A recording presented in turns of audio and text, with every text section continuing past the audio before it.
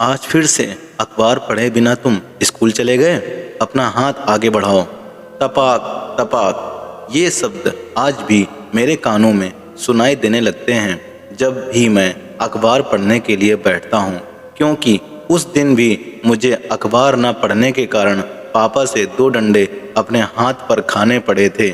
पापा मुझे आईएएस बनाना चाहते थे और क्योंकि एक आईएएस का ज्ञान अप टू डेट होना चाहिए, इसलिए वो मेरे अंदर अखबार पढ़ने की एक आदत को डालना चाहते थे। लेकिन मेरा मेरा दिमाग तो उस समय एक किशोरावस्था में कदम रख रहा था। एक ऐसी उम्र जिसमें सिर्फ सेक्स ही सेक्स सूझता है।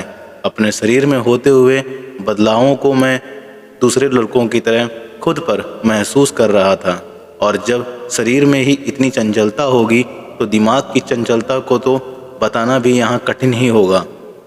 तो बस यही सब मेरे साथ भी हो रहा था। मैं अखबार खोलता और जैसे ही अपनी नज़र अखबार में छपी हुई खबरों पर दौड़ाता तो सिर्फ रेप की खबर पढ़ने में ही मेरा मन लगता। मैं करता भी तो क्या करता, सारा अखबार सिर्फ रेप या मॉलेस्टेशन की खबरों से ही भरा होता था, और मैं भी बस शायद उन्हीं खबरों को पढ़ने में दिलचस्पी लेता था। लेकिन जैसे ही मुझे पापा का मेरे लिए देखा वो आईएएस का सपना याद आता तो मैं उस दिन अखबार को ग्लानिवश नहीं पढ़ता, और बस इसलिए मुझे उनसे मार खानी पड़ती थी। धीरे धीरे ये रेप शब्द मेरे जहन में एक तीर की भांति चुभने लगा, और मैं रात दिन बस यही सोचता रहा कि अगर कभी मुझे भी सेक्स करने का अवसर मिला तो मैं सिर्फ रेप ही करूँगा, सिर्फ रेप। मगर एक पढ़े लिखे परिवार में पैदा होने के कारण मेरे लिए ये सब करना संभव नहीं था। लेकिन जब भी मैं रात को कल्पनाएं बनाता तो ये रेप ही मेरे सामने उभर कर आता, और मुझे लगता कि शायद मैं या मेरी सोच कोई तो जंगली जरूर है जो इस शब्द को मेरे भीतर में सहेज रही है। जिंदगी के 10 साल कब गुजर गए पता ही नहीं चला। स्कूल से कॉलेज और कॉलेज से जॉब। जी हाँ, हर लड़के की तरह मैं भी अब तक अपना करियर बनाकर अपने पैरों पर खड़ा था। एमबीए करने के बाद मुझे भी एक अच्छी एमएनसी में जॉब मिल गई थी, और अब माँ बाप भी मुझ पर शादी करने का दबाव बना रहे थे। सच पूछो तो मैं भी अब शादी करना चाहता था, सिर्फ घर बसाने के लिए नहीं बल्कि अपनी शारीरिक ज़रूरतों को पूरा करने के लिए भी। मगर मैं अपने दिमाग में पल रही उस सोच को लेकर परेशान था, क्योंकि मुझ में ये बात अब तक पूरी तरह से घर कर चुकी थी कि मेरा सेक्स के लिए पहला अनुभव सिर्फ रेप ही होगा, सिर्फ रेप, जिसे मैं बचपन से अखबारों में पढ़ता और फिल्मों में देखता आया हूँ। आखिरकार शमा से मेरी सगाई पक्की हो गई। शमा एक मानसिक डॉक्टर थी, बहुत ही सीधी सादी और भोली भाली सी लड़की, जो डॉक्टर होते हुए भी अपना बड़ों का आदर करती थी। शादी में बस सिर्फ 2 महीने ही बचे थे, और मेरी शमा से मिलने की आज 5वीं मुलाकात थी। अब तक की 4 मुलाकातों में हमने एक दूसरे की सभी आदतों को जाना और समझा था, लेकिन बस ये मानसिक तनाव जो अब तक मेरे जहन में था उसे मैं नहीं कह पाया था। आज मैंने ये अच्छी तरह सोच लिया था कि शमा को इस बात के बारे में आज बताकर ही रहूँगा। हर बार की तरह आज भी शमा रात 8 बजे डिनर के लिए मुझसे मिलने के लिए आई थी। मेरे ठीक सामने बैठी हुई वो इतनी सुंदर लग रही थी कि मैं खाना खाना भी भूल सा गया था। अचानक मैंने कहा, शमा, वो तुम सुहाग रात का मतलब जानती हो? उसने धीरे से कहा, हाँ जानती हूँ। मैंने फिर कहा, लेकिन शमा, मुझे वैसी सुहाग रात नहीं चाहिए, प्लीज़ समझो, प्लीज़।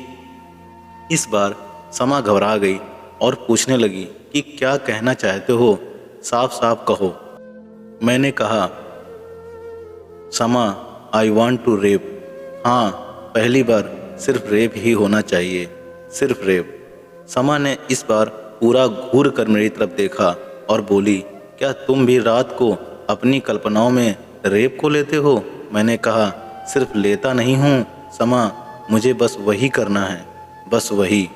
और मैं एक असहाय बालक की भांति कहीं अंदर से टूटने लगा।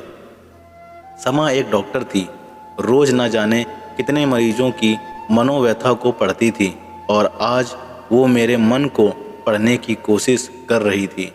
काफ़ी देर सोचने के बाद वो जाने के लिए उठी और उसने सिर्फ इतना कहा कि अब हम सीधा सुहाग रात पर ही मिलेंगे। मैंने उसे घर तक छोड़ा और चला गया। 25 मई, जब गर्मी अपने पूरे जोरों पर थी, उस दिन हमारी शादी हुई थी। सारे मेहमान गर्मी से परेशान थे, मगर समा तब भी मुस्कुरा रही थी। उसकी यही बात मुझे सबसे अच्छी लगती थी कि वह हर हाल में खुद को ढाल लेती थी। इतनी गर्मी में शादी का वो भारी सा लहंगा और गहनों से लदा होने के बावजूद भी उसके माथे पर शिकन तक नहीं थी।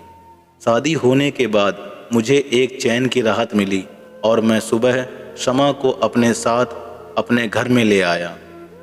26 मई यानी हमारी सुहाग रात का दिन।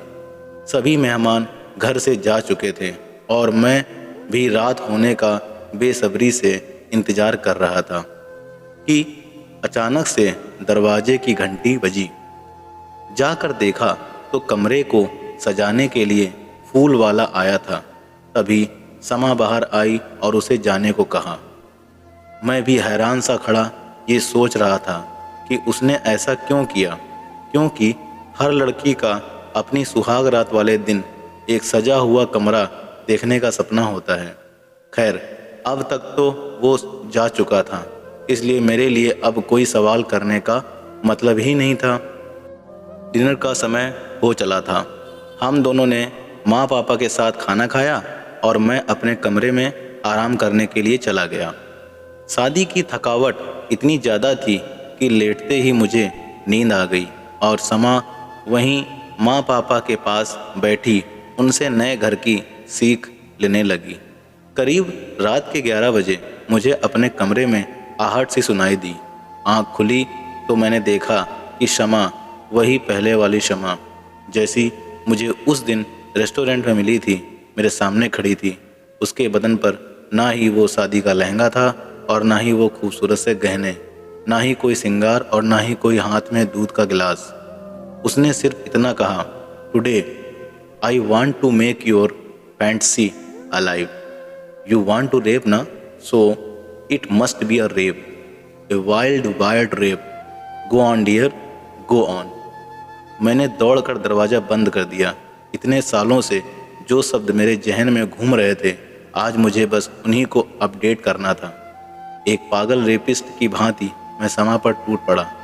वो सारी फैंटसीज़, वो सारी अखबार की खबरें, वो सारे फिल्मी सीन्स जिसमें ये रेप शब्द आता था, वो सब मेरे दिमाग में दौड़ने लगे और मैं नहीं रहा। सुबह अलार्म की आवाज़ से आँख खुली तो देखा समा बिस्तर पर निढाल पड़ी थी। अब मुझे लगने लगा कि ये क्या हो गया मुझसे। मैंने धीरे से समा को छुआ और कहा, समा, तुम बिल्कुल अपने नाम की तरह हो, खुद जल गई जो मेरी मानसिकता की खातिर। समा ने मेरी तरफ देखा और सिर्फ इतना कहा, रेप होने पर महिलाएं शारीरिक तौर पर टूट जाती हैं, इतना तो मैंने पढ़ा था, पर इस रेप शब्द से पुरुष इतना टूट जाते हैं, ये मैंने सिर्फ आज देखा और समझा। दोस्तों, अपनी मानसिकता की वजह से किसी लड़की या औरत की ज़िंदगी बर्बाद न करें। देखा कैसे एक नॉर्मल लड़के की मानसिकता, जो कि मजबूर था रेप करने को, क्योंकि अखबार पढ़कर उसका इस्तेमाल ऐसी हो गई थी। दोस्तों, आपको ये कहानी कैसी लगी कमेंट ज़रूर बताइएगा और चैनल को लाइक, सब्सक्राइब और शेयर ज़रूर कर देना। ऐसी और अच्छी और सच्ची कहानियों के लिए मैं और कहानियाँ लाता रहूँगा। और अगर आपको मेरी कहानी पसंद आती है तो please please please like, subscribe और शेयर ज़रूर कर देना और बेल आइकन को प्रेस कर देना। मिलते हैं अगली कहानी में, तब तक के लिए धन्यवाद।